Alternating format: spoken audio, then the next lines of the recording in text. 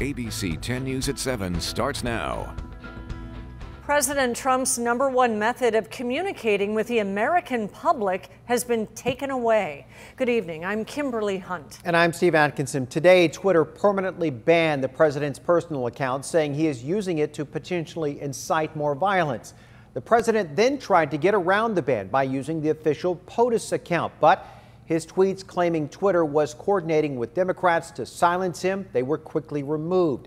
A Twitter spokesman said using another account to evade the suspension is against the rules. Meantime, House Speaker Nancy Pelosi says Democrats are prepared to move forward with impeachment on Monday if President Trump doesn't resign. And the latest draft of the resolution includes one article of impeachment for incitement of insurrection. Well, this would be the second impeachment effort against the president. ABC 10 News reporter Jennifer De La Cruz spoke to San Diego Representative Sara Jacobs about her push to impeach just days after rioters stormed the Capitol while she was inside. Representative Sara Jacobs has had a whirlwind first week in office. She was sworn in last Sunday, braced for her life at the Capitol Wednesday, and on Friday co-sponsored articles of impeachment against the president. If we don't take a stand against what he did, it erodes our standing around the world to be able to tell other countries that they need to uphold rule of law and democracy. Democrats swiftly moving to impeach while still reeling from the deadly attack on the Capitol. All of a sudden, we heard the protesters actually banging on the door behind us. We heard gunshots and bangs, and we were told to take our emergency escape hoods out from under the seats. Lawmakers warning President Trump is a threat to national security and could wage serious damage on his way out of office. It is simply unconscionable that a sitting United States president would put members of an equal branch of government lives at risk because he wants to overturn the will of the American people. Alaska Senator Lisa Murkowski is the first GOP senator calling on President Trump to resign, saying, quote, "I want him out. He has caused enough damage." Other GOP leaders argue impeachment this late in the president's term would only divide the country even further. I believe the House will impeach the president, and I hope that enough senators, regardless of their party, put their country first and do the right thing. If the president is impeached by the House and convicted by the Senate, it may prevent him from holding any public office again. He would be the only president to be impeached twice. Jennifer De La Cruz, ABC 10 News. Although the articles of impeachment will be filed on Monday, a vote by the House won't happen until at least Wednesday.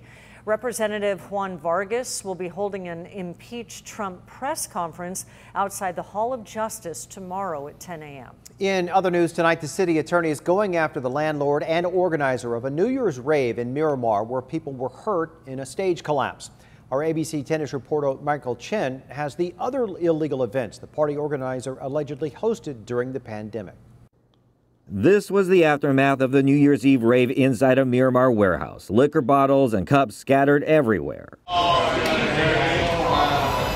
And 3 people hurt after a makeshift stage collapsed. Hundreds attending a party that was held in violation of public health orders. The city attorney's office now filing a civil complaint against property owner Bradley Murray and party organizer Charles Smith of Syndicate Entertainment Group. Among the allegations, a lack of permits and numerous code violations, including a lack of fire exits and a poorly constructed stage.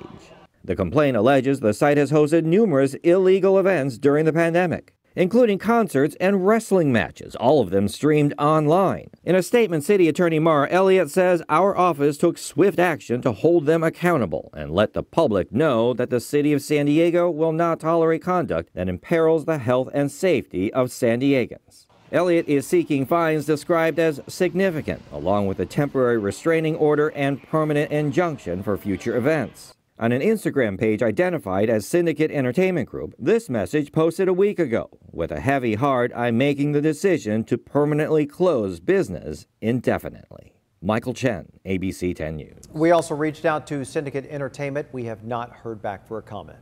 The county announced another 4,500 COVID cases today, bringing our total to 185,000. 401 people are in local ICU beds with the disease. 33 more people have lost their lives to coronavirus in the last 24 hours, bringing the total to 1,771. Governor Gavin Newsom unveiled his $227 billion budget plan today. It includes the largest education budget in California history.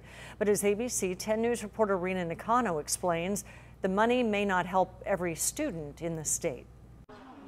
An unprecedented education budget for an unprecedented year of challenges and recovery. $85.8 billion, the highest investment per pupil that the state has ever advanced. Of that, $2 billion will go towards immediate action to accelerate and incentivize schools to return to in-person instruction starting in February. That will make a difference for some schools. Troy Flint with the California School Boards Association says while that may help more affluent communities or areas where the virus is under control, that money will not go to schools where the infection rate is so high they cannot reopen. In areas where people are more skeptical that students will be safe in the spring, where there may be more challenges in the home or in the communities, and where the districts may not have as much capacity in terms of staffing, this may not be the solution. Wednesday, superintendents of 7 of the largest public school districts, including Cindy Martin of San Diego Unified, wrote a letter to the governor addressing this inequity issue. The governor's current proposal includes $4.6 billion to address learning loss, particularly to help low-income students. Whether it is going to be sufficient for some of the districts that have greater challenges, like many of our urban districts, remains to be seen. Newsom says he has a meeting scheduled with the superintendents on Monday. Flint hopes that meeting will produce some more clarity in the language of the budget. Are there going to be uniform state standards? If not, is there going to be more support to meet the specific demands of local communities? Rena Nakano, ABC 10 News. The governor's budget also calls for $600 stimulus payments for those making less than $30,000 a year, $4 billion to create jobs and help small businesses, and $1.5 billion to help achieve zero-emission vehicle goals. Lawmakers have until June 15th to pass the budget in the state legislature. After complying with health orders for 10 months, a local brewery is reopening all of its locations for in-person dining. Mike Hess of Mike Hess Brewing says he's had enough. Hess had to furlough about 65 out of his 80 staff members in 2020, but after hearing many restaurants are defying orders against in-person dining, he decided to follow suit. He says his North Park location has been visited by San Diego police officers. We're not acting unlawfully, and the police are out there handing out an informative notice that we're violating the mayor's edict. Hess has hired an attorney who says that businesses that remain open are exercising their right to peaceful protest. You can stay on top of any new developments with coronavirus by downloading the 10 News app. A free version is available in the App Store. The Sheriff's Department is looking for more victims of the man accused of inappropriately touching women in stores in the North County. Today, the department identified him as 25-year-old Ji Hoon Young and released these pictures of his arrest Monday at a San Marcos Walmart. He is accused of touching women in stores since last July. Investigators think there are more victims out there, and if you think you are one of them, you're asked to contact the Sheriff's Department or Crime Stoppers. A startling discovery at an El Cajon house fire. This morning's fire gutted a garage, and that killed about 100 snakes that were being kept inside. The San Diego Humane Society was able to rescue a 10-foot snake, 2 tortoises, and several rats. The person inside the home on Pepper Hill Drive was awakened by one of his dogs and got out safely. No word yet on a cause. Demolition is well underway at SDCCU Stadium in Mission Valley. Sky 10 flew over the old stadium this afternoon, and even more progress is being made. As you can see, a large chunk of the stadium is now gone. Crews are in the process of tearing the whole thing down to make way for what will eventually be the new home of SDSU football starting in 2022.